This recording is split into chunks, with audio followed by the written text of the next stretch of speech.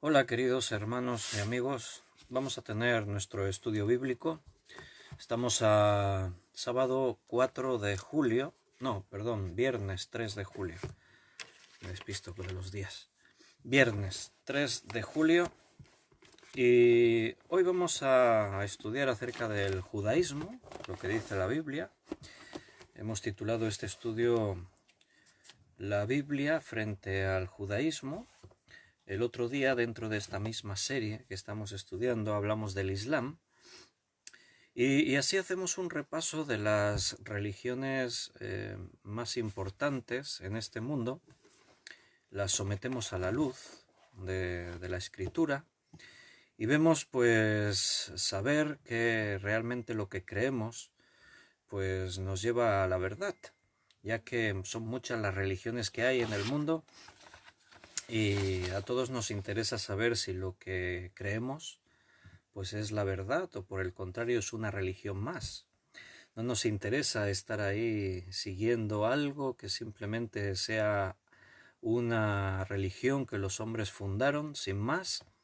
A mí me preocupa saber que lo que creo es la verdad. Por eso el cristiano tiene que ser conocedor de todas las cosas, de las religiones, las creencias que hay en el mundo, para entender a las personas, poder llegar con el mensaje del Evangelio, pero también estar seguros de nuestra fe, lo que creemos cada uno de nosotros. Entonces vamos a estar así un ratito juntos esta tarde, como hemos dicho, viernes 3 de julio, y bueno, veo que ya os habéis estado conectando, los hermanos que ya estaban esperando. No sé si alguien se despistó hoy y a las 8 vino para el estudio, pero ya habíamos anunciado que hoy, mañana sábado y el domingo es a las 9 el estudio. Estaremos una hora y poco, estudiando pues lo que el Señor nos quiera mostrar. Así que vamos a orar y nos ponemos en sus manos y dejamos que el Señor sea quien nos hable. Vamos a hacer una oración. Señor, gracias por esta oportunidad que nos das de venir a tu presencia y vamos a estudiar, Señor, de tu palabra. Queremos que tú nos des luz, que nos enseñes, llévanos a la verdad de la Escritura. Queremos comprender y conocer todo lo que viene de ti. Por eso necesitamos que el Espíritu Santo nos guíe y que tú nos des sabiduría para poder entender todas las cosas. Te agradecemos, Señor, que tú, Señor, nos has aceptado como hijos. Gracias por cada uno de mis hermanos que ahora también están compartiendo este tiempo. Ayúdanos, Señor, para que la palabra que llega a nosotros fluya y entre a formar parte de nuestra vida, de las cosas que vivimos y hacemos cada día.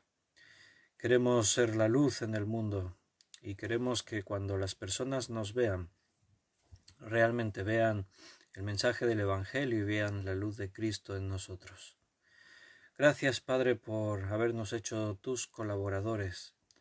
Queremos seguir creciendo y que tú sigas la obra que has empezado en cada uno. Muchas gracias por todo y quedamos así en tus manos, confiados, tranquilos.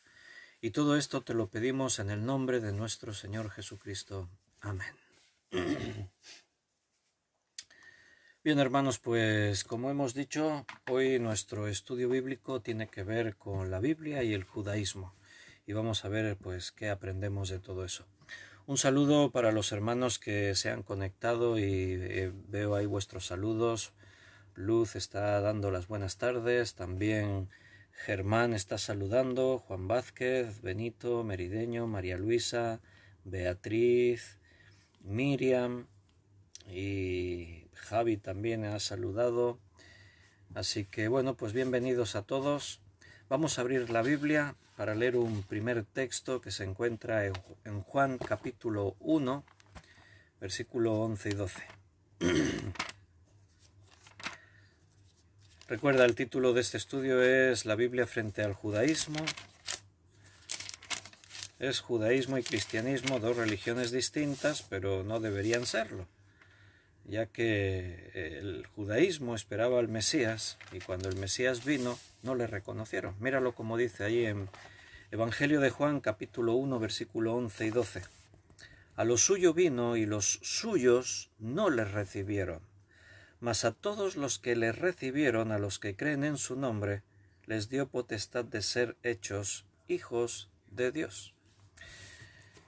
Cristo vino a los suyos, los que le esperaban. Ahí estaba el pueblo de Dios, que habían sido escogidos entre todas las naciones. Dios llama a Abraham y le anuncia y hace un pacto con él, diciéndole que en su simiente van a ser benditas todas las naciones de la tierra. Ese es el anuncio de que un día vendría Jesucristo. Les promete una tierra donde se asentará la gran nación en la que se van a convertir. Y todo eso Dios ya lo cumplió. Ya cumplió el que fueran una gran nación. En el libro de Éxodo ya el pueblo de Israel probablemente contaba con más de 2,5 millones de personas largos seguramente, porque allí se nos da una cifra del censo en hombres solamente y cuentan más de 600,000 hombres solo, sin contar mujeres y niños. Entonces, inmediatamente en los siguientes años de la historia de Abraham, ya en esa familia de Jacob que viaja a Egipto, y en esos siguientes años el pueblo crece y crece y crece. Dios les prometió una tierra, así que Dios, una vez que los saca de Egipto, los quiere conducir hasta Abraham, la tierra que le prometió a Canaán, la tierra que le prometió a Abraham. Pero el pueblo no está dispuesto a recibir el regalo de Dios, así que se quedan 40 años en el desierto hasta que una nueva generación son preparados y están dispuestos a entrar a poseer la tierra. Josué ahora toma el relevo de Abraham y conduce al pueblo a la conquista de Canaán. Y bueno, desde siempre Israel esperó al Mesías. La promesa del Mesías ha sido algo que marcó una gran diferencia. Ellos esperaban al Cristo, pero cuando Cristo vino no lo recibieron. Lo hemos leído aquí en el capítulo 1 de Juan, versículo 11 y 12. A los suyos vino y los suyos no le recibieron. Fíjate, ¿no? Qué paradoja. Estar esperando al Mesías y cuando el Mesías viene no le reconoce. Vaya. Pero ahí de pronto aparece esa visión de lo que Dios le había prometido a Abraham. En tu simiente serán benditas todas las naciones de la tierra. No solamente una nación, el pueblo escogido, sino todas las naciones, porque ahora, como declara Juan 1:12, más, ya que los suyos no le recibieron, a todos los que le recibieron, a todos, ya no importa si eres de un pueblo o eres de otro, si tu piel es de un color o es de otro, a todos los que le recibieron, a los que creen en su nombre, y la Biblia matiza recibir y creer. A veces creer no es suficiente. Uno puede creer en Jesucristo como un personaje histórico, como un líder religioso, como un maestro. Puedes creer en Cristo de muchas maneras. Por eso la Biblia a veces especifica a los que le recibieron y los que creen en su nombre, les dio el poder, la potestad de ser hechos hijos de Dios. Si tú has creído y has recibido a Jesucristo como tu Salvador personal, te has convertido en un hijo de Dios. Y eso, hermanos, no hay palabras para describir lo que eso supone, la grandeza que eso, ser hijo de Dios. Pero no así de una forma mística, de algo así medio encubierto. No, es literal, somos hijos de Dios. La Biblia describe ampliamente esa enseñanza. Entonces la pregunta es, ¿y qué pasó con el judío, con el judaísmo, con el pueblo de Dios que no recibieron a Cristo? Bueno, pues ellos siguen esperando su Mesías. El Mesías ya vino, pero ellos no le recibieron. Aprendemos mucho de todas estas cosas, porque al final todo depende de ver y considerar esto y enfocarlo en mí mismo para aprender de la experiencia de otros, aprender de mí mismo. A veces nos creamos nuestro propio esquema mental, venimos con nuestras propias ideas, creemos que las cosas son así y tienen que ser así y ocurrirán así, y cuando ocurren de otra forma no lo reconocemos y no lo vemos. Como cristianos tenemos que ser prudentes, tener cuidado de que no sea que en nuestra propia mente se han creado esos formatos de cómo tienen que ser las cosas, y cuando la palabra de Dios nos está hablando, nos está mostrando su verdad, que no sea que no lo estemos asimilando y recibiendo. Entonces aprendamos, en lugar de criticar, aprendamos de los errores de otras personas.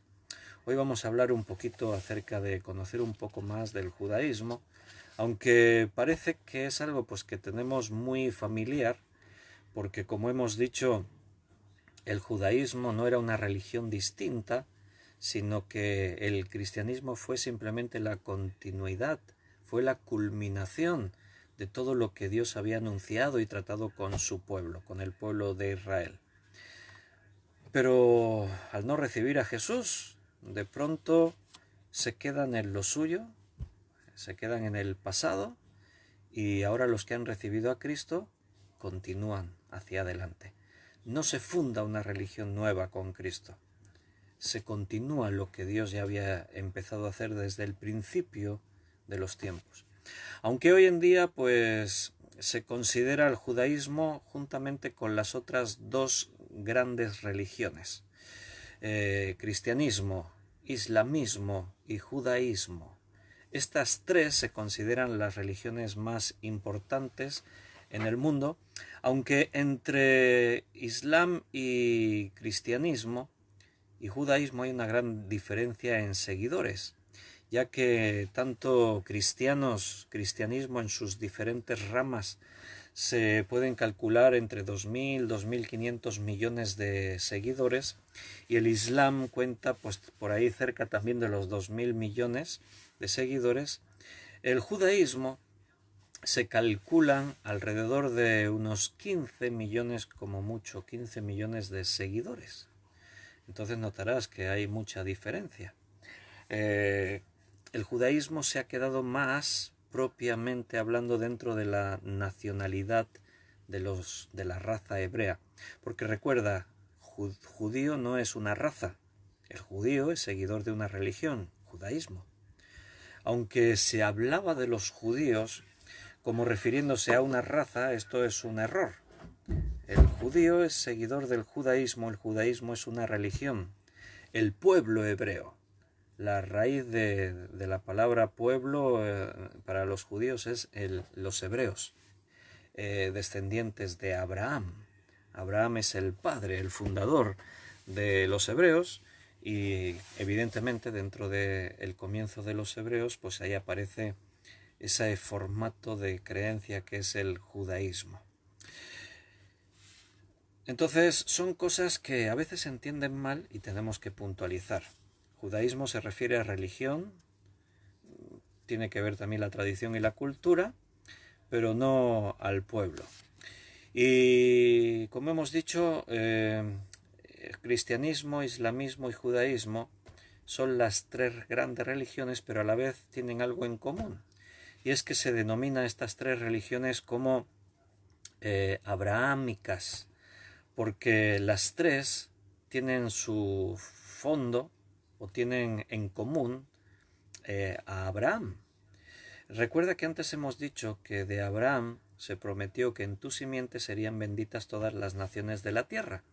Y ahora la Biblia dice que nosotros también somos hijos de Abraham. Después vamos a leer algunos textos más para ver todas estas cosas ahí en la escritura, en Efesios y en otros lugares.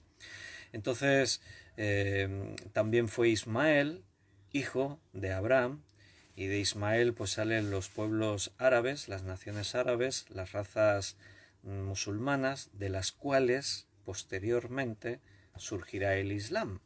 El otro día, el martes pasado, estudiamos acerca del Islam. Y bueno, si no escuchaste el estudio y te interesa, pues ahí está en Facebook y también en nuestro canal de YouTube. Están todos los estudios en el canal de la Iglesia Evangélica Unida de Valls, ECUP. Ahí están todos los vídeos.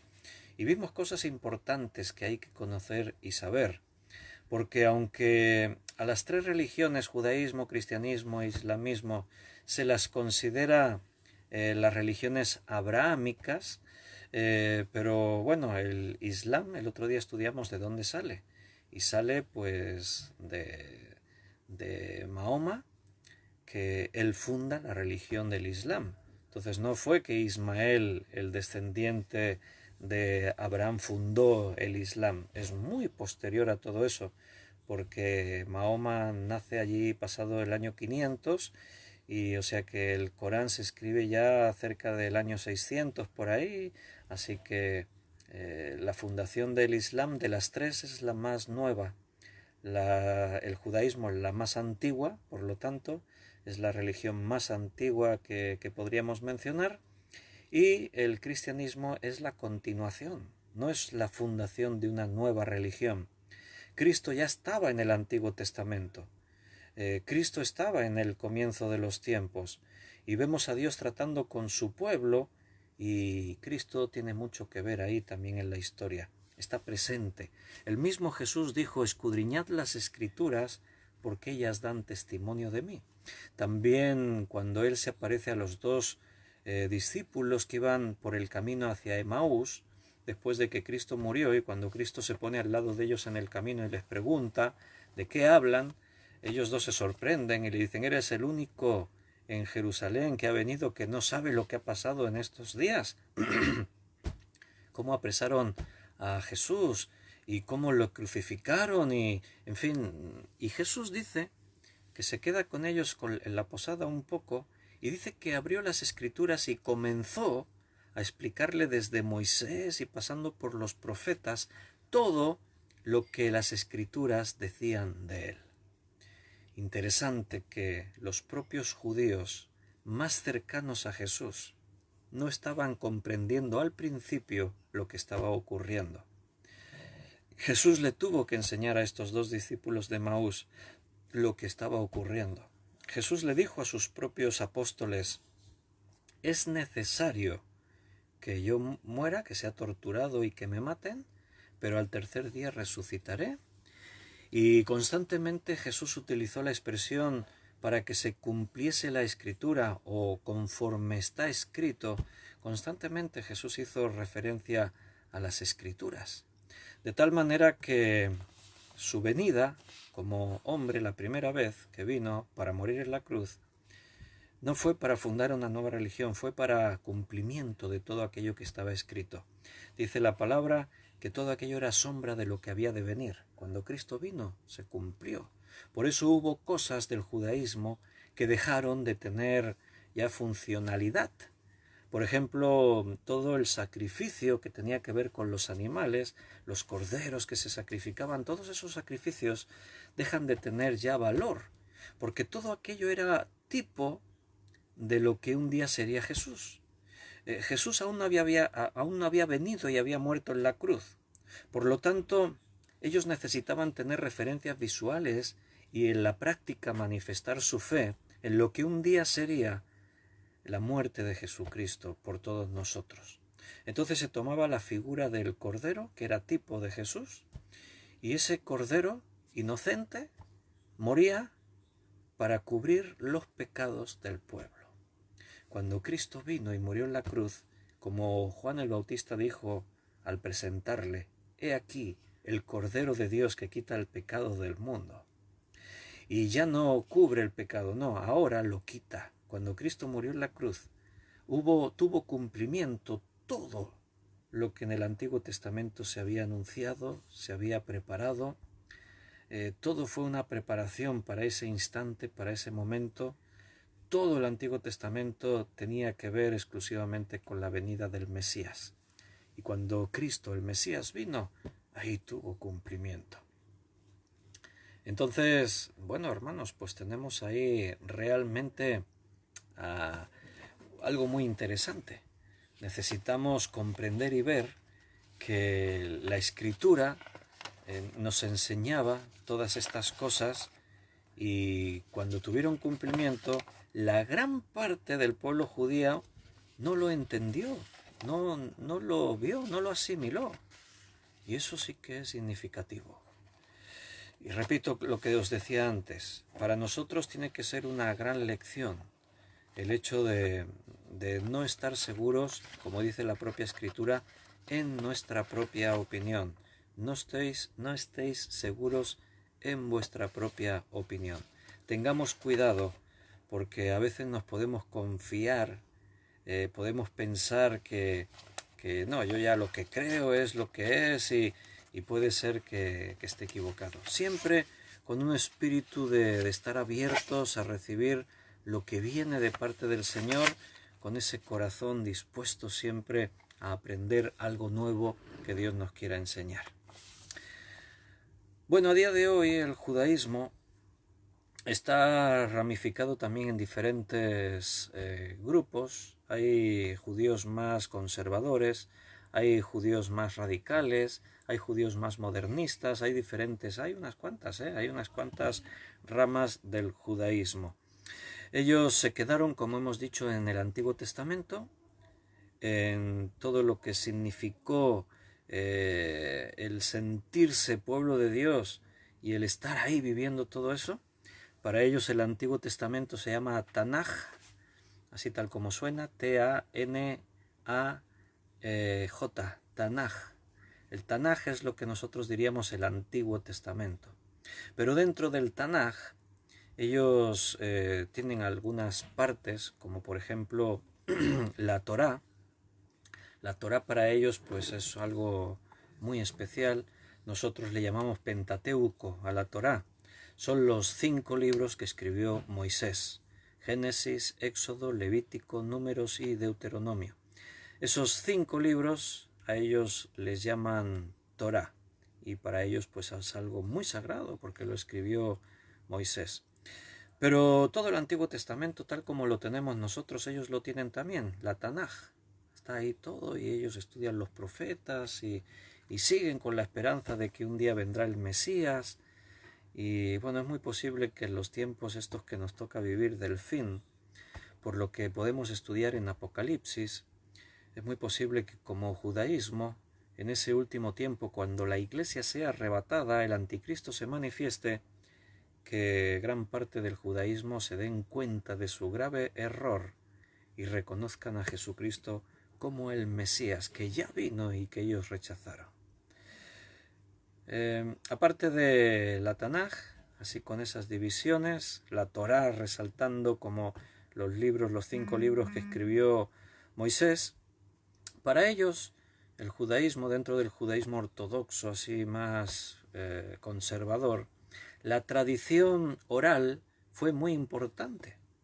De padres a hijos, ellos iban transmitiéndose las enseñanzas que habían recibido de las escrituras, de los patriarcas, de los profetas que Dios les había dado, y que con el paso de los años los propios rabinos y maestros iban desarrollando, iban ampliando las ideas, los conceptos.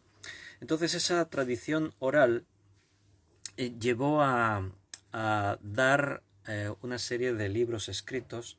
En un primer momento esa tradición oral se convirtió en la Misná, que quedó escrita, esa tradición oral, esos estudios rabínicos, esas enseñanzas, queda ahí escrita en la Misná. Se deletrea M-I-S-H-N-A,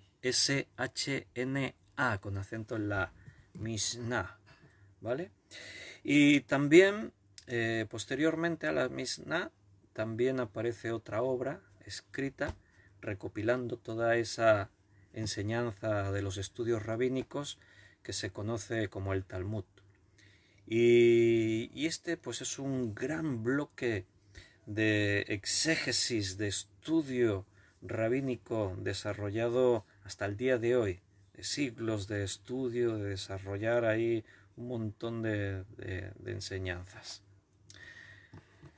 También se consideran tanto judaísmo como islamismo y cristianismo como las 3 grandes religiones monoteístas que tienen un solo Dios. Pese a que musulmanes miran a los cristianos y nos llaman politeístas porque dicen que nosotros decimos que tenemos varios dioses. Porque decimos que Dios Padre es Dios, que Cristo el Hijo es Dios y que el Espíritu Santo es Dios. Entonces dicen, vosotros tenéis 3 dioses. Y no en la doctrina de Dios enseña la Biblia, y tanto en el judaísmo como ahora en el Nuevo Testamento, ahí se enseña que hay un solo Dios. Solo tenemos un Dios manifestado en 3 personas, pero un solo Dios. Los 3 son uno, dice la Escritura.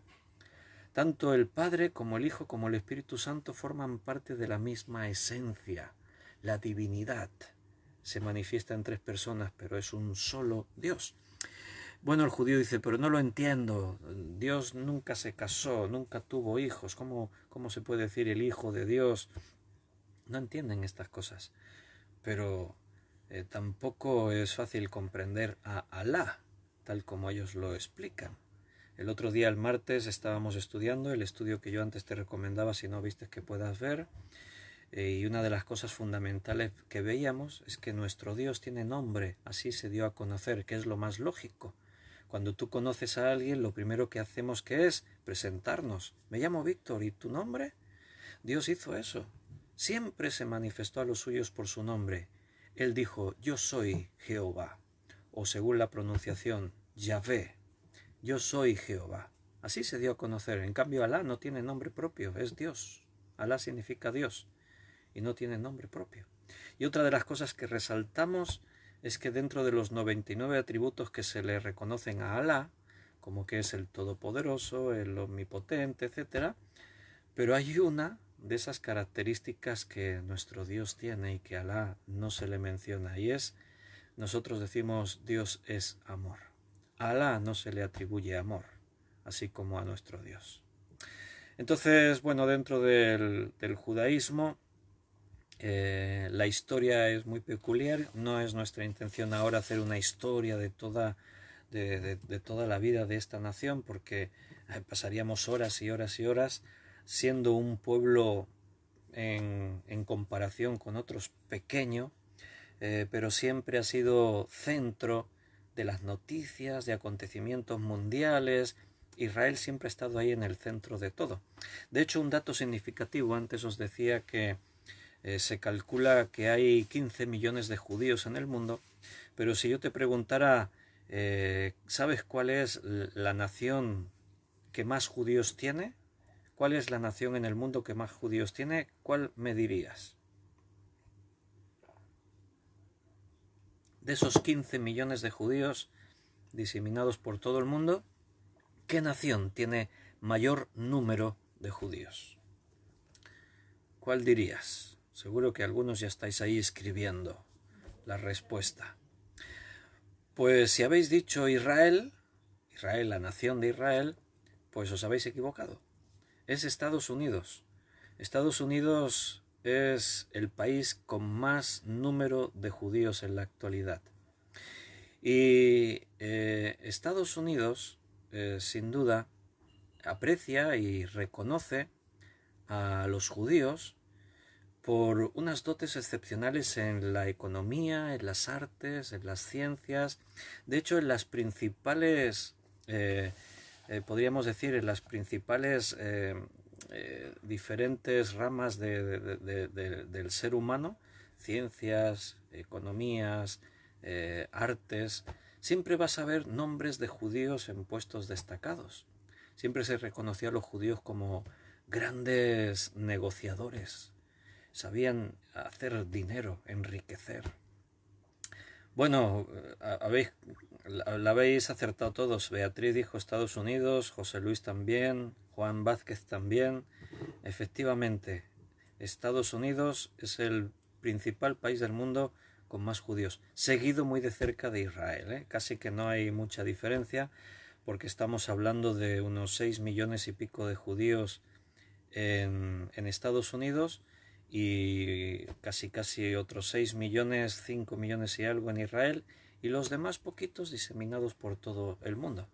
De hecho, en las grandes ciudades vas a encontrar sinagogas. Ciudades más pequeñas es difícil encontrar. Aquí donde yo vivo, por aquí cerca, no conocemos así alguna sinagoga así. Pero si tú viajas a Barcelona, Madrid, ciudades más grandes, pues sí, en todas estas ciudades hay sinagogas.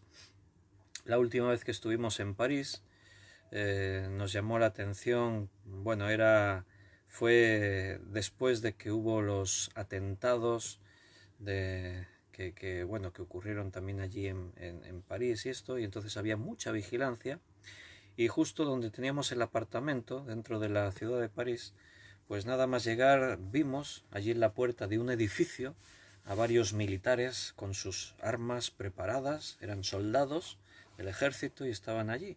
Y no sabíamos qué debía ocurrir. Pensábamos, bueno, no sé qué pasará que en este edificio.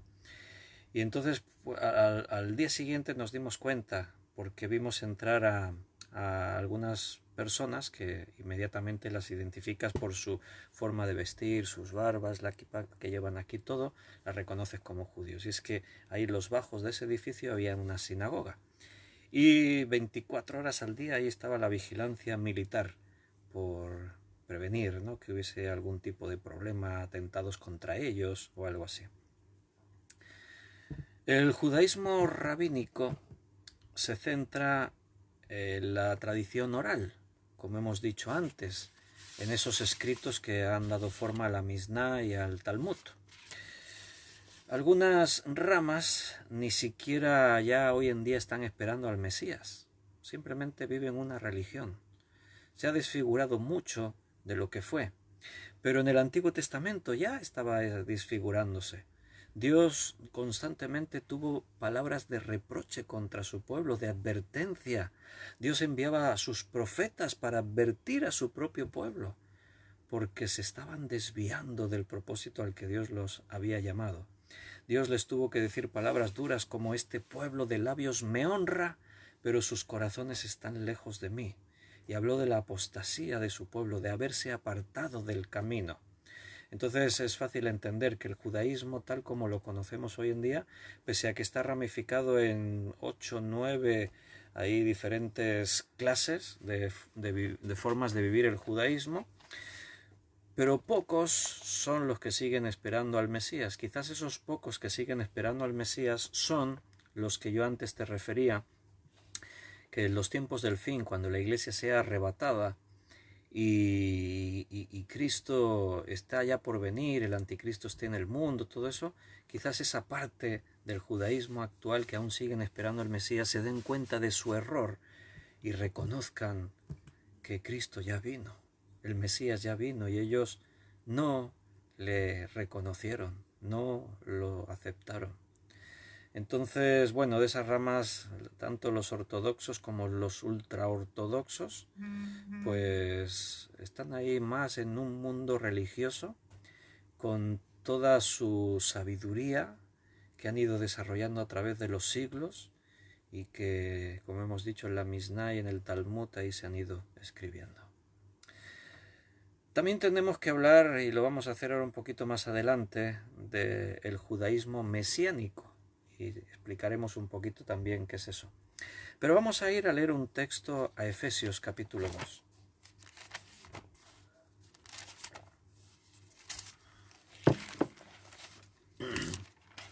En Efesios capítulo 2 vamos a leer el versículo 14 al 18. Efesios 2, del 14 al 18. Porque Él, está hablando de Cristo, Él es nuestra paz, que de ambos pueblos hizo uno, derribando la pared intermedia de separación, aboliendo en su carne las enemistades, la ley de los mandamientos expresados en ordenanzas, para crear en sí mismo de los dos un solo y nuevo hombre, haciendo la paz, y mediante la cruz reconciliar con Dios a ambos en un solo cuerpo, matando en ella las enemistades. Y vino y anunció las buenas nuevas de paz a vosotros que estabais lejos y a los que estaban cerca, porque por medio de él los unos y los otros tenemos entrada por un mismo espíritu al Padre. Así que ya no sois extranjeros ni advenedizos, sino conciudadanos de los santos y miembros de la familia de Dios, edificados sobre el fundamento de los apóstoles y profetas, siendo la principal piedra del ángulo Jesucristo mismo. Bien, de ambos pueblos hizo un solo pueblo. Yo te decía antes, no fue un cambio de religión. El judaísmo y cristianismo tenían que ser la misma cosa.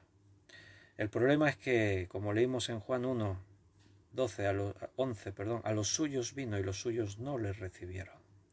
Entonces, al principio, el judaísmo fueron enemigos de Cristo. Fíjate, en lugar de reconocerle, lo persiguieron. Los promotores de la muerte de Jesús fueron los propios judíos, los propios que estaban esperando su venida. Cristo viene y no le reconocen. Bueno, eso dio a lugar como una excusa a que el judaísmo en la historia de alguna forma siempre se convirtió, ha sido no es un pueblo, porque recuerda, judío no es la raza, es la religión, hebreos es la raza, pero se les llamó así. Tú sabes que la Alemania nazi, Hitler, perseguía a los judíos, y sin diferenciar si eran judíos por seguir el judaísmo o eran hebreos de raza hebrea. Entonces, de ahí que se distorsiona la idea y se habla de judíos como una raza, aunque son una religión. Pero una de las causas por las que también se les persiguió a los judíos en otras épocas, aquí en España a los judíos se les persiguió de parte de los reyes católicos y del catolicismo religioso, porque les acusaban y decían, porque los judíos fueron los que mataron a Jesucristo. Y ese era uno de los motivos por los que perseguían a judíos, porque habían sido los que mataron a Jesucristo, sin recordar y tener en cuenta que Jesús también era judío. Jesús dijo, yo no he venido a abolir la ley y los profetas, sino a cumplirlos. Jesús cumplió con toda la ley. ¿Por qué? Porque era lo que Dios había enseñado. O sea, no es que Cristo viene y dice, todo esto del judaísmo no vale para nada, yo voy a instaurar una nueva religión. No, no. Jesús cumplió con todo lo que estaba escrito. Hemos leído que dice que leímos antes aquí en Efesios capítulo 2 que de ambos pueblos hizo uno solo, derribando la pared intermedia de separación. Judíos y gentiles siempre estuvieron separados por un muro inmenso. El judío consideraba inmundo al gentil. No podían tener contacto con gentiles. Para ellos era contaminarse si tocaban o tenían contacto con alguien que no fuese de raza judía. Hebrea, de religión judía. Para ellos un gentil era alguien despreciable, contaminado. Si por asuntos de negocios y otras cosas tenían que entrar en contacto con judíos, después tenían que purificarse, tenían que hacer todo un ritual de purificación, porque se habían contaminado. Pero Dios nunca manifestó eso. Era un problema de cómo ellos lo habían entendido. Se levantó un muro entre ambos pueblos. Ahora aquí Pablo está diciendo, pero Cristo derribó ese muro y ahora de dos pueblos ha hecho un solo pueblo. Las murallas las creamos los hombres, nunca las creó Dios. Dios enseñó en su palabra que ellos no tenían que mezclarse con otras gentes, pero no por cuestiones de raza, sino por creencias. Mira, cuando Dios les ordena todo esto, Dios les enseñó que tenían que preservar su propia fe, su propia creencia dentro de su propio pueblo. Y Él les enseñó que no se mezclasen con otras naciones. Por ejemplo, cuando ellos conquistan Canaán, Dios les da instrucciones precisas de que tienen que expulsar de la tierra a todos sus enemigos. No pueden dejar a nadie morando ahí dentro. Pero déjame que te explique antes. Todos aquellos habitantes de Canaán y de otros pueblos y de otros lugares que de pronto renunciaban a sus dioses paganos y creían en el Dios de los hebreos, entonces Dios los recibía como sus propios hijos, como si fuera su propio pueblo. O sea, no es que estos, como no son hebreos y no son judíos, tienen que ser expulsados. No, tienes un ejemplo tremendo en el libro de Josué, cuando ellos están preparando la conquista de Canaán, y la primera ciudad, después de que hayan cruzado el Jordán, la primera ciudad que tienen ahí para conquistar se llama Jericó, y es una ciudad grande, con murallas, muy bien defendida. Complicadísimo conquistar Jericó.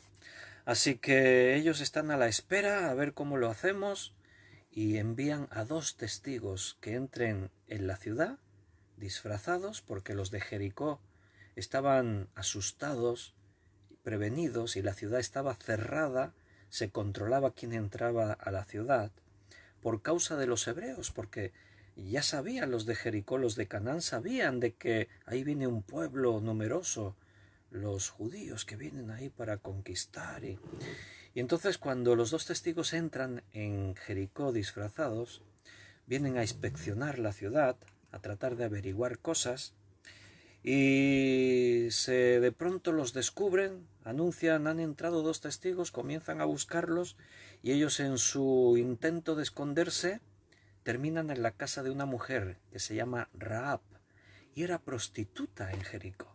Terminan en la casa de Rahab. Y al entrar ahí en la casa de esta mujer, de la prostituta, le piden pues que los ayude a esconderse, y esta mujer pues les da ese lugar para que ellos se escondan. Y tremendo, hermanos, la fe que tenía esta mujer. Realmente esta mujer, Rahab, manifiesta una fe que no tenían, creo que muy pocos, dentro de la propia nación de Israel.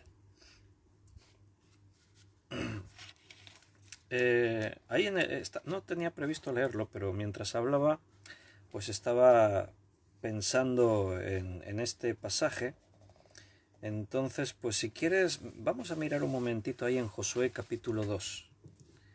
Un poquito esta historia para que leamos directamente en este ejemplo que te estoy mostrando de que Dios no desechaba a nadie por no ser de raza hebrea, para que veas la fe de esta mujer en sus declaraciones.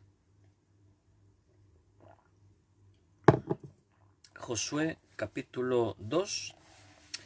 Bueno, viendo un poquito al principio, dice en el versículo 2: y fue dado aviso al rey de Jericó, diciendo: he aquí que hombres de los hijos de Israel han venido aquí esta noche para espiar la tierra.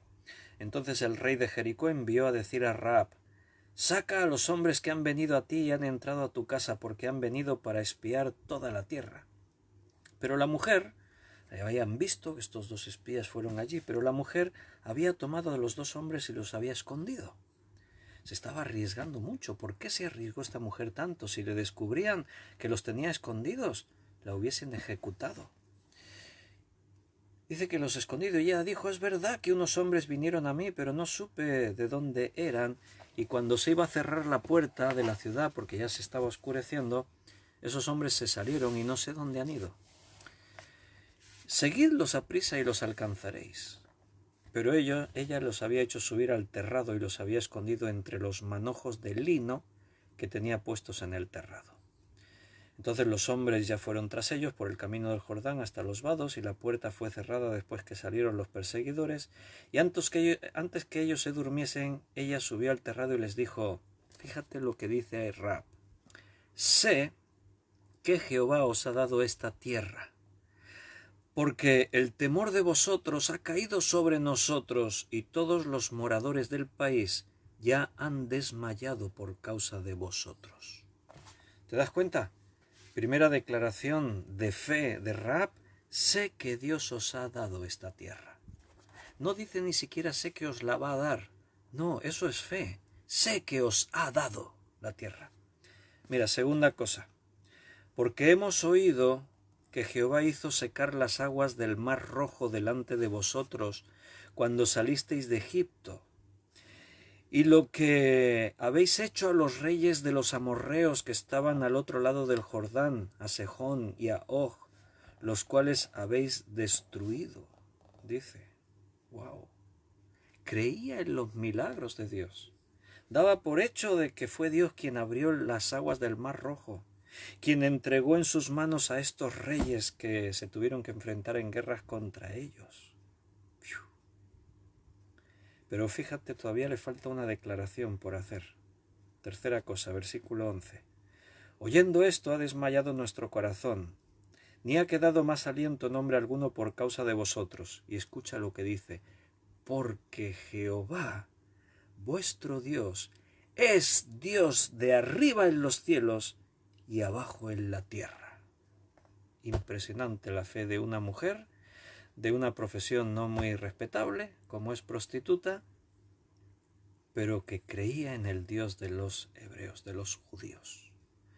Entonces esto le sirvió a ella para salvar su vida, porque ella dice, os ruego pues ahora que me juréis por Jehová, que como he hecho misericordia con vosotros, así la haréis vosotros con la casa de mi padre, de lo cual me daréis una señal segura, y que salvaréis la vida de mi padre y a mi madre y a mis hermanos y hermanas, y a todo lo que es suyo, y que libraréis vuestras vidas de nuestras vidas de la muerte. Ella daba por sentado que la ciudad iba a caer en sus manos. Tenía fe. Y ellos le respondieron, nuestra vida responderá por la tuya. Y efectivamente, la vida de Rahab y de toda su casa fue respetada y se salvaron. Esto hace que Rahab se convierta en una judía también.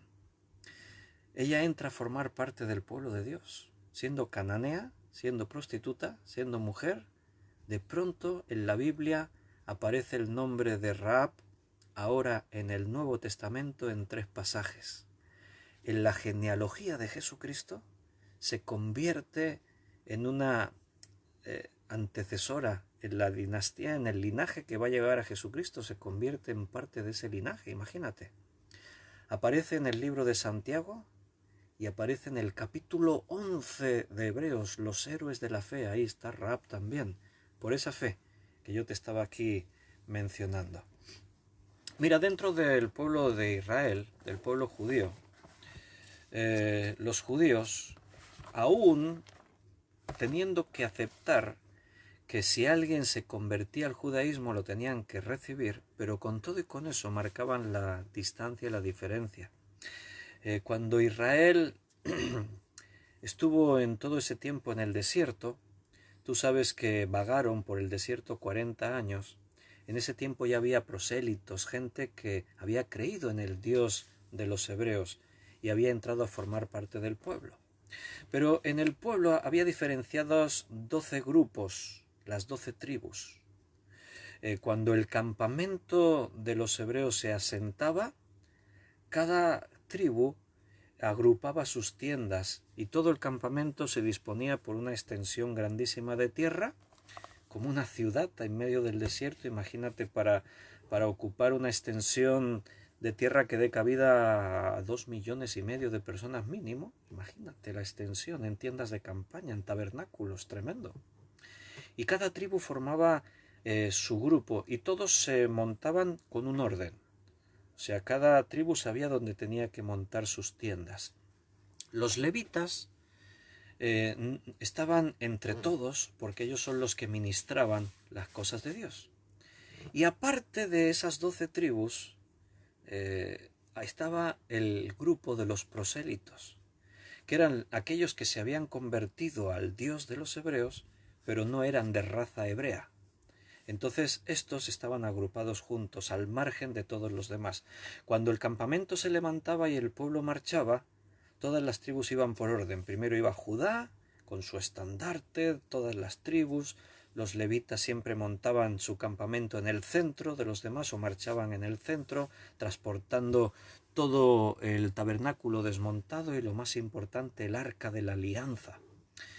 Y al final de todo, después de llegar de todas las tribus, los últimos marchaban esos prosélitos, aquellos que seguían porque habían creído en Jehová, en el Dios de Abraham, de Isaac y de Jacob.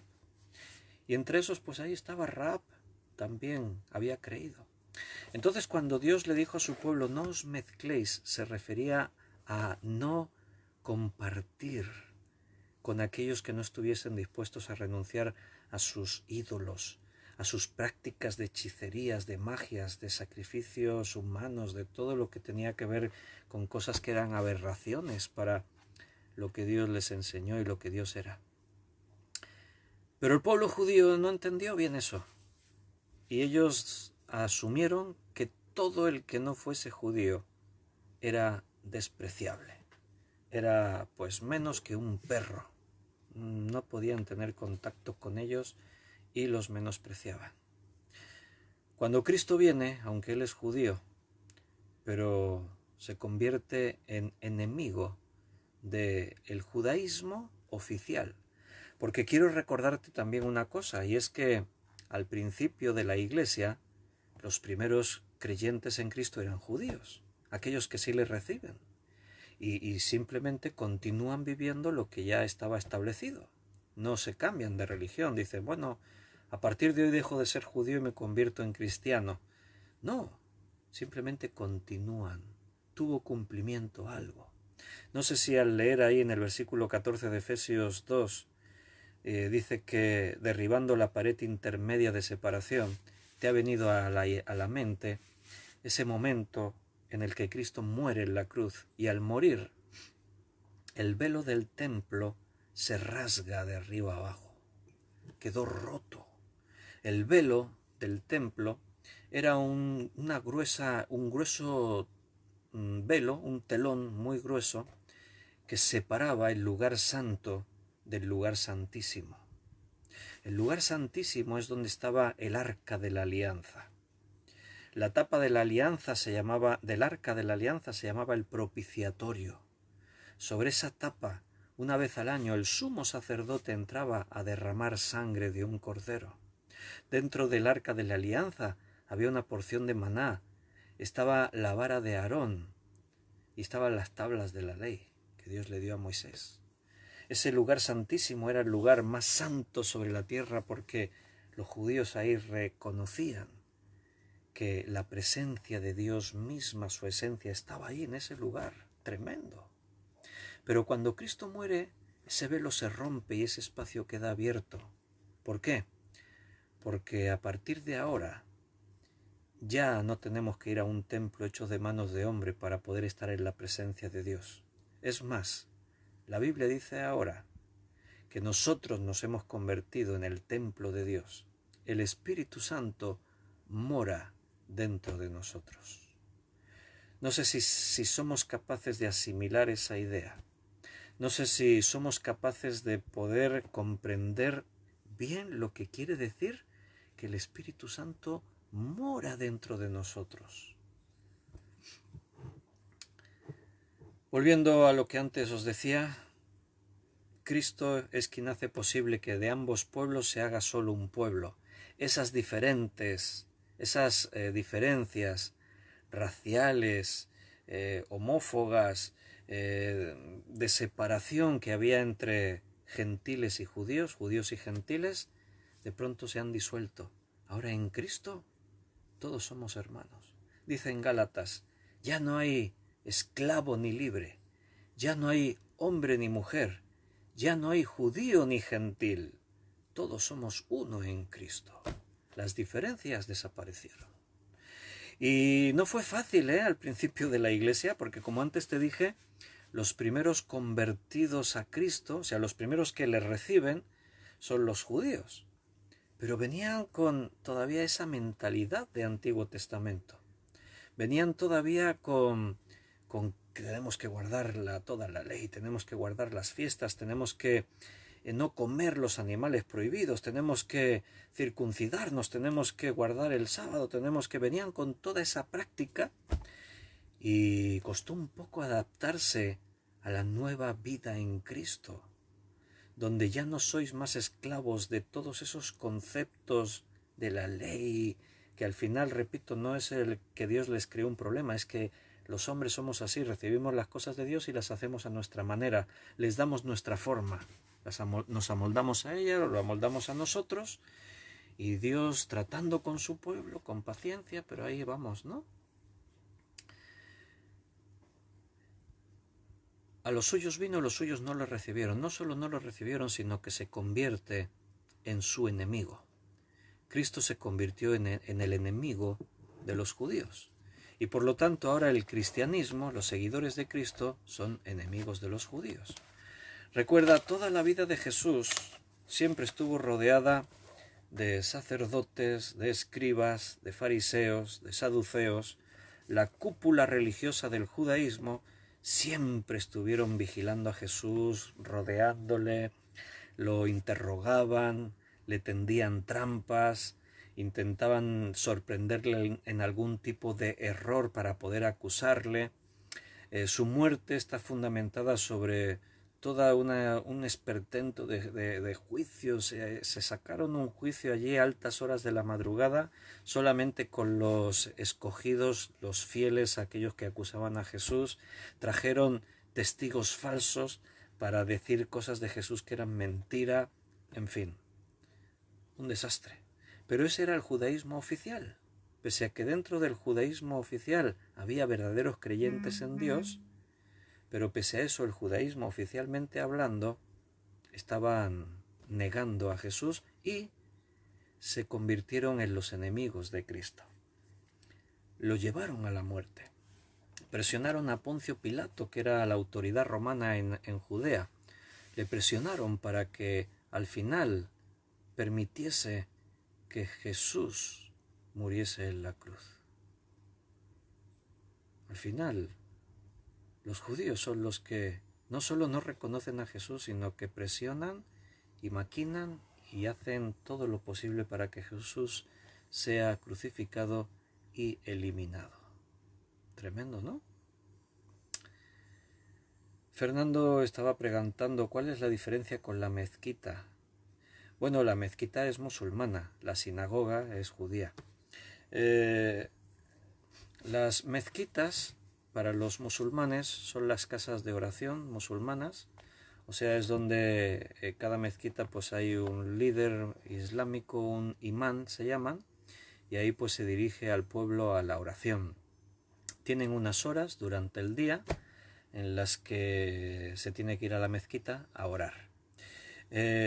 Si tú vives en una ciudad donde hay mezquita, verás que a unas horas determinadas de pronto ves a un montón de musulmanes que van todos hacia la mezquita.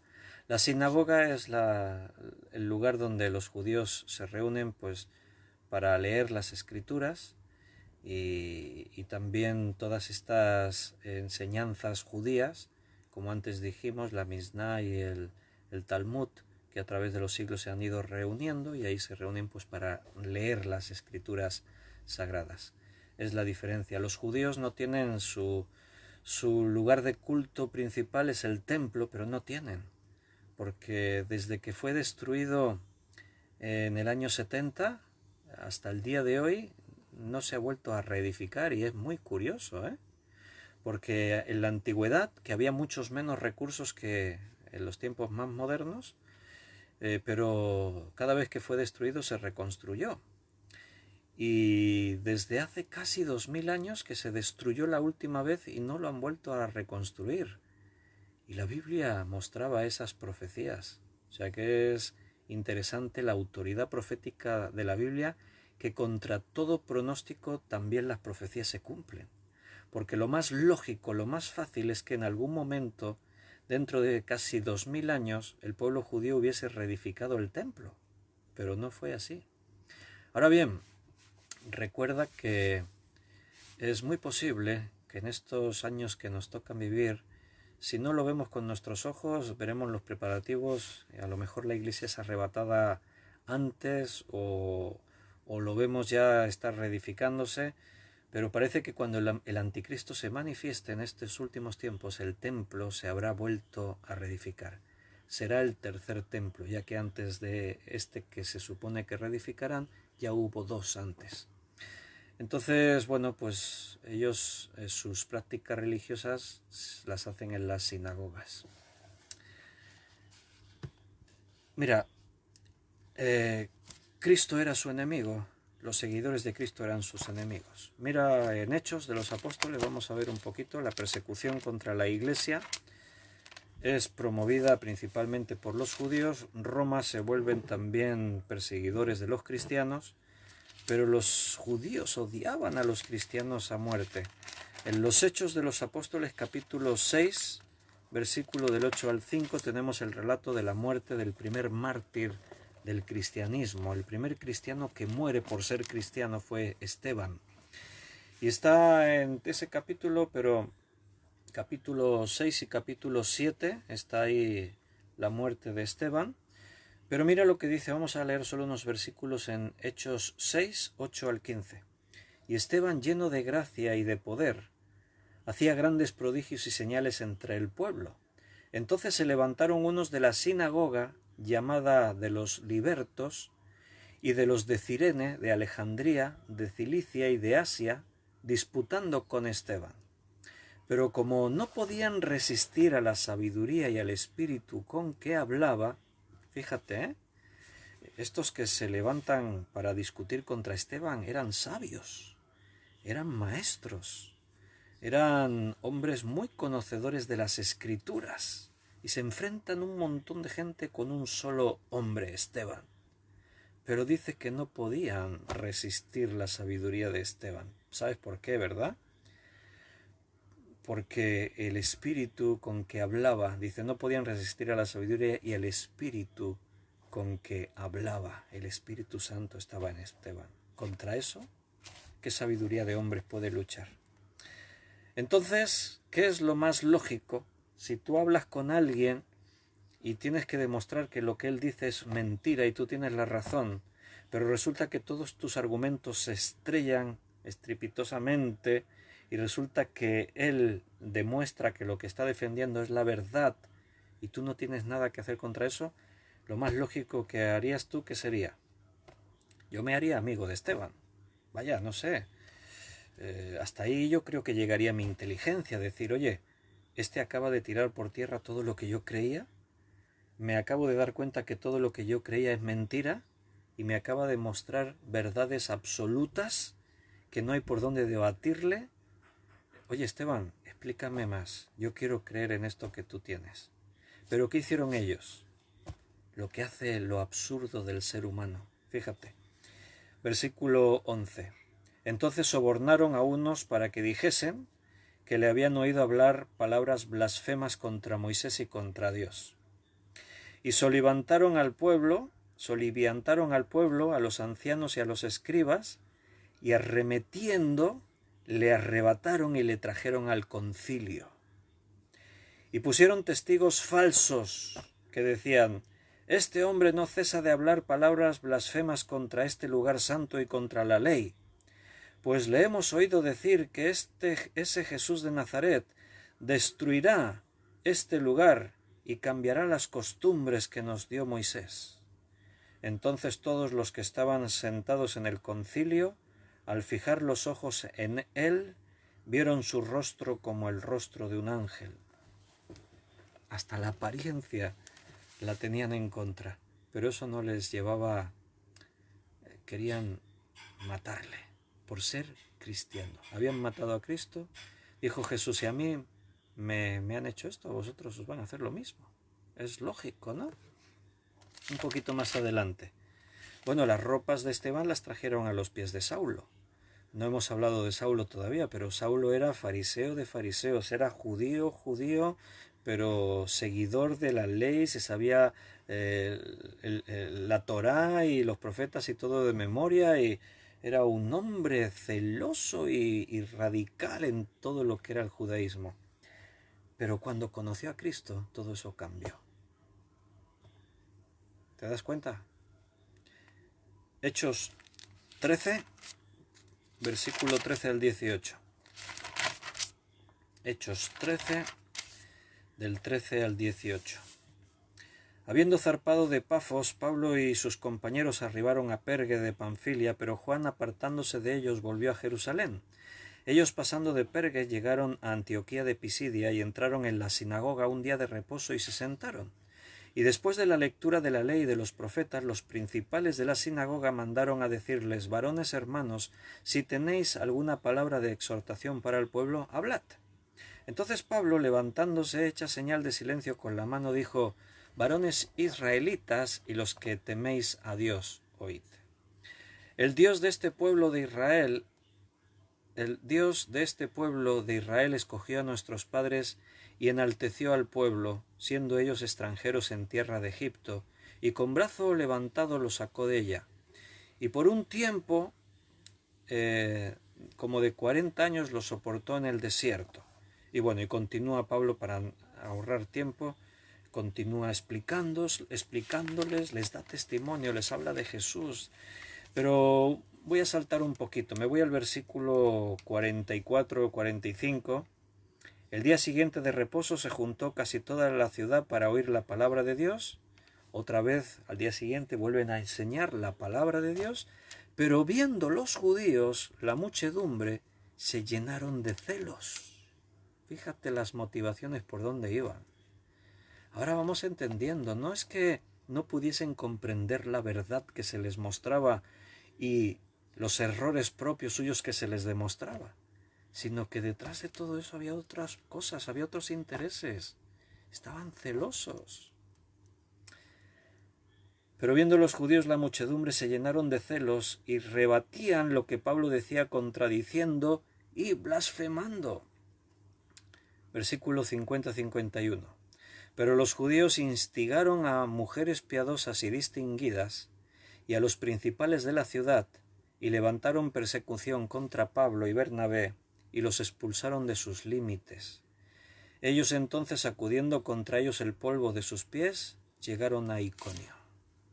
Esa es la historia de la primera iglesia y su relación con el judaísmo. Hechos 17, versículos 16 y 17. Mientras Pablo los esperaba en Atenas, su espíritu se enardecía viendo la ciudad entregada a idolatría. Así que discutía en la sinagoga con los judíos y piadosos y en la plaza cada día con los que concurrían. Ahí discutiendo con ellos otra vez. Fíjate en el 18:4. Y discutía en la sinagoga todos los días de reposo y persuadía a judíos y a griegos. Pero los judíos, era difícil, hermano. Algunos creyeron, pero otros muchos persiguieron a los cristianos. ¿Qué podemos hablar de los judíos mesiánicos? ¿Qué quiere decir eso de los judíos mesiánicos? Bueno, judío mesiánico es un movimiento que hay en la actualidad que son cristianos, reconocen que Cristo es el Mesías, el Salvador, por lo tanto diríamos son hermanos nuestros en la fe, pero mantienen cosas del judaísmo antiguo, del Antiguo Testamento. Entonces, bueno, hay que ser cuidadoso con grupos de este tipo, porque puede ser que haya judíos mesiánicos que realmente creen en Jesucristo como su Salvador personal y el Antiguo Testamento pues lo consideran pues como podemos considerarlo nosotros. Al final todos podríamos ser entonces judíos mesiánicos, pero el nombre ya de por sí nos indica algo. Judío mesiánico. El que ha creído en Cristo es mesiánico a secas, es cristiano, porque el judaísmo conducía a Cristo y cuando Cristo vino y tuvo cumplimiento, ahora, ¿qué puedes aspirar a ser más que seguidor de Cristo? En el momento en el que tú hablas de judío y mesiánico es como querer atar las dos cosas, seguir con cosas del Antiguo Testamento a la vez que también reconozco a Cristo en el Nuevo Testamento.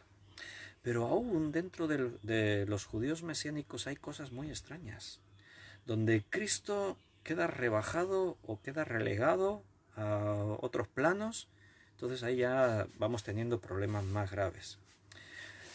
Si tú hablas con un judío mesiánico te va a argumentar que lo que yo te decía antes, que los primeros cristianos eran judíos y por lo tanto ser judío mesiánico es lo más normal porque era lo que eran los primeros cristianos en los Hechos de los Apóstoles, algo así, ¿no?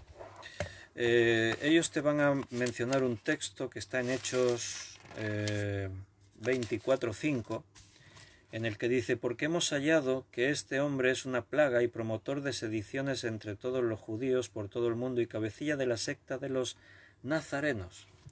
Entonces ellos dicen, bueno, ¿ves? Fuimos llamados nazarenos al principio porque seguíamos las enseñanzas de Jesús de Nazaret, ¿no?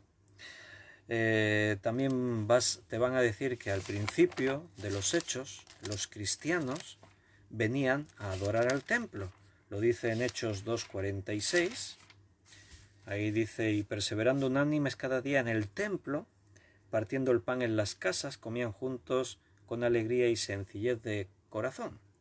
Es cierto que los cristianos al principio, en estos primeros días, seguían yendo al templo a adorar. Pero te vas a dar cuenta en el mismo libro de Hechos que inmediatamente esto se perdió, desapareció por completo. Tú vas a ver a los cristianos reunidos en las casas, predicando el evangelio por las calles, pero el culto en el templo desaparece de una forma radical. ¿Por qué? Porque ellos entendieron que ahora nosotros somos el templo de Dios, templos vivos. Ahora entendieron que la iglesia es distinta a todo lo demás. Por eso hubo algunos cambios así sustanciales, entre otros cambiar el sábado por el domingo. El día de reposo, para ellos el sabbat sagrado. Ahora el día de celebración pasa a ser el domingo porque es el día que Jesucristo resucitó. Dentro de algunos grupos o sectas cristianas, como son los adventistas del séptimo día, donde defienden el sabbat de una forma radical, porque dicen que eso es lo que el Antiguo Testamento enseñaba y tal, bueno, entonces plantéales a un adventista del séptimo día, ¿por qué entonces no buscan y defienden que el templo de Jerusalén sea reconstruido? Porque también era parte de la vida del judío, ¿no? De los creyentes, y tampoco tenía por qué haber quedado abolido. Si tampoco queda el sábado, tampoco tendría que quedar abolido el lugar de culto, que continuase siendo el templo, y otras prácticas judías, que bueno, también tienen algunas, ¿no? Pero bueno, sigo hablando de judíos mesiánicos un poquito.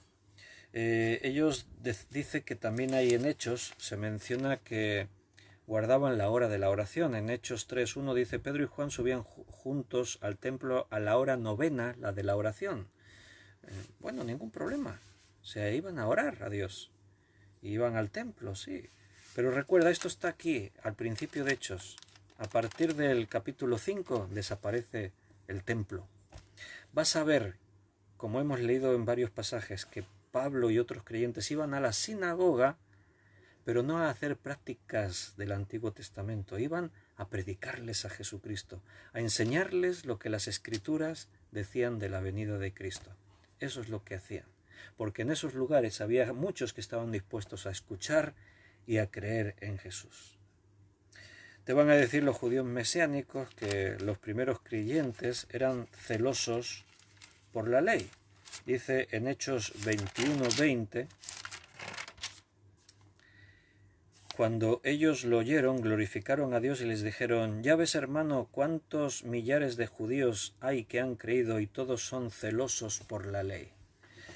Sí, pero estamos sacando 2 o 3 versículos ahí de todo el contexto del libro de Hechos.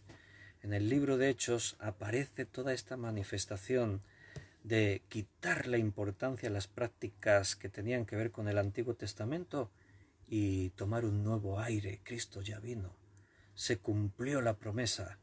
Aquellas cosas que hablaban de Cristo ya tuvieron cumplimiento, ya no tienen razón de ser, quedan abolidas. Ahora es una nueva vida. También te van a decir que Pablo, Saúl, en hebreo, continuó viviendo como un judío. Bueno, vivía como lo que era un judío, pero con una nueva vida en Cristo. No se mantuvo celoso en las prácticas del Antiguo Testamento. Léete Hechos 15, primer concilio de la Iglesia. Ahí los judaizantes están tratando de imponer a gentiles que se circunciden, que se abstengan de comer cosas contaminadas, etcétera, etcétera. Y Pablo es uno de los que defienden que no les podemos imponer a los gentiles que hagan todo esto, porque mira, Bernabé y yo vamos predicando por el Evangelio por todas partes y vemos cómo los gentiles creen y reciben el Espíritu Santo sin tener que cumplir con los rituales de la ley. O sea, para nada Pablo era un radical del judaísmo, para nada. Pero bueno, no hay quien más no vea que el que no quiere ver, y ahí los judíos mesiánicos tratan de argumentar su vida en Cristo adornada con muchas prácticas del judaísmo antiguo por estos pequeños versículos sacados ahí de su contexto. Pero repito lo que te dije antes, hay que tener cuidado con algunos de estos grupos porque mezclan cosas y... Mira, te voy a mencionar algunas de las cosas de las que ellos creen y viven y practican. Abrazan la cultura y la forma judía siempre que no contradiga la Biblia. Adoran en el Sabbat, el sábado, la alabanza y la adoración de David, básicamente. Ellos continúan considerando las sinagogas, pero ahora mesiánicas. No comen alimentos prohibidos como el marisco y el cerdo, que nos lo dejen para nosotros, ¿verdad? Siguen guardando algunas de las fiestas judías. Según el Levítico capítulo 23, ellos continúan guardando algunas de esas fiestas. Siguen la práctica de la bendición de los padres a los hijos. Esas son cosas que nosotros podemos hacer también, pero no como rituales, hermano. El problema de todo esto es cuando eso se convierte en un ritual. Dicen que el Kadish, que es la oración a la muerte por los seres queridos, es algo que se puede hacer todavía. Esas cosas ya, doctrina, es un problema. Estudian la Torá, nosotros también, es el Pentateuco. No necesitamos decir, vamos a estudiar la Torá. No, nosotros decimos, vamos a estudiar el Pentateuco, los 5 libros que estudió Moisés, pero juntamente con todo lo demás en la Biblia, sin darle más importancia al Pentateuco que al resto. Y no se llaman cristianos por lo que significa para el resto de los judíos. Dice que es para ayudar a los otros judíos a que nos acepten más, ¿no? Bueno, te voy a leer una confesión de fe que aparece ahí en los escritos de los judíos mesiánicos. Dice, creemos que Yeshua es el Mesías prometido, el Hijo de Dios, según profetizado, que nació en Belén y que murió por crucifixión. Creemos que Yeshua resucitó de entre los muertos, hizo expiación por nuestro pecado y volverá otra vez para juzgar al mundo. Creemos en un Mesías y en 2 venidas. El pacto renovado, sellado por la sangre de Yeshua, hace posible que todos los que reciben a Yeshua vengan directamente delante de la presencia del Dios de Abraham, Isaac y Jacob, tanto en este tiempo presente como para siempre en la eternidad. Hasta ahí, ningún problema. Al final, el judaísmo mesiánico podría ser una denominación más dentro de las más de 24.000 que hay dentro del protestantismo. El problema es lo que yo te dije, lo que te decía antes, que dentro de los judíos mesiánicos muchos grupos se han desfigurado de esto y han rebajado la persona de Cristo, se han llenado más de las prácticas antiguas y han menospreciado las enseñanzas del Nuevo Testamento, y ahí ya sí tenemos un problema. Bueno, hermanos, hemos llegado a la hora, al final de este estudio. Espero que hayas entendido un poquito más acerca de lo que nosotros creemos en contraste con lo que es el judaísmo, lo que la Biblia enseñaba, lo que la palabra de Dios decía de todo esto, y a partir de ahí mirar hacia adelante, respetando a cada uno, pero recuerda que tenemos el llamado de Dios a predicar la palabra de Dios en su totalidad, Antiguo Testamento, Nuevo Testamento. Cristo está en el Antiguo Testamento, es el cumplimiento de todo aquello ahora en el Nuevo Testamento. Déjame que termine leyéndote en primera carta a los Corintios 7, versículo 18 al 20. ¿Fue llamado alguno siendo circunciso? Quédese circunciso. ¿Fue llamado alguno siendo incircunciso? No se circuncide. La circuncisión nada es, y la incircuncisión nada es, sino el guardar los mandamientos de Dios. Cada uno, en el estado en que fue llamado, en él se quede. Si el judío llegó a Cristo circuncidado, quédate así. Si el gentil llegó a Cristo sin circuncidar, no te circuncides. Ahora estamos nuevas criaturas en Cristo. Amén. Hermanos, si Dios quiere, mañana sábado, sí, día 4, nos volveremos a ver a las 9. Recuerda que Viernes, sábado y domingo, en principio, si no se anuncia nada distinto, en estos meses de julio y agosto vamos a estar haciendo los estudios a las 9 de la noche. 1h15, 1h20. Amén. Que Dios te bendiga, cuídate, descansa, aprovecha el fin de semana para estar con los hermanos, para tomar más tiempo delante de Dios en oración, en estudio bíblico. Si te place, pues a la hora de las 9 de la noche estaremos aquí juntos, el domingo por la mañana a las 11, compartimos nuestra fe en Cristo. Amén. Que Dios te bendiga, un fuerte abrazo, te amo con el amor del Señor.